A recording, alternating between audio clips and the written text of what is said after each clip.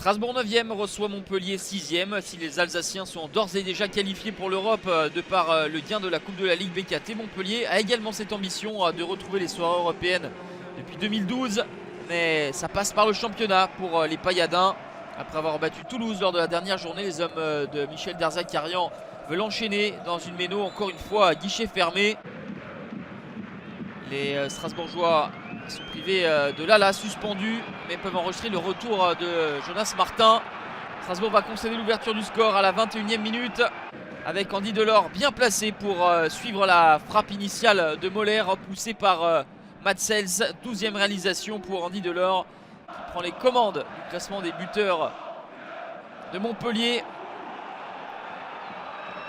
Delors, Mollet et Laborde. Voilà le trident magique pour les Héroltais. C'est Laborde qui était au centre et Mollet qui arrive à tromper Matsels à la 29e minute. Montpellier a fait le break. 4e but pour Florent Mollet. Les 4 inscrits à l'extérieur. Mais Strasbourg va revenir à la marque à la 35e avec cette tête de Pablo Martinez. C'est le 10e but marqué sur corner par les Alsaciens. C'est un record en championnat. Corner bien botté par Sonjin Persic. Et Martinez prend le meilleur sur le Talek. Le compte ne peut qu'effleurer le ballon. 2-1 pour Montpellier à la pause. Une première période qui a tardé à décoller mais qui s'est vite emballée par la suite avec 3 buts inscrits en l'espace d'un quart d'heure. Montpellier va repartir de l'avant avec Andy Delors. Le centre au deuxième poteau et la reprise trop croisée d'Oyongo. C'était la balle de break pour les Montpelliérains. Les Héroltais qui disputaient une place européenne la saison dernière, mais avec une seule victoire lors des 7 derniers matchs.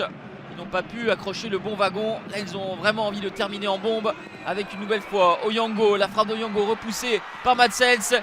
Et comme lors de son premier but de la soirée, Andy Delors est un opportuniste pour signer donc un doublé avec son 13e but de la saison. Le pressing de Montpellier a été efficace. Le jeu de transition mené par le trident Mollet, Laborde, Delors a fait des ravages. A noter que sur ce but de Delors, Strasbourg était à 10 puisque Persic était blessé, que les 3 changements avaient déjà été opérés par Thierry Loret. Des espaces forcément en supériorité numérique pour Montpellier. Et Junior Sambia, entré en cours de jeu, n'arrive pas à battre le gardien belge du Racing. Matsels qui a parfaitement bouché son premier poteau.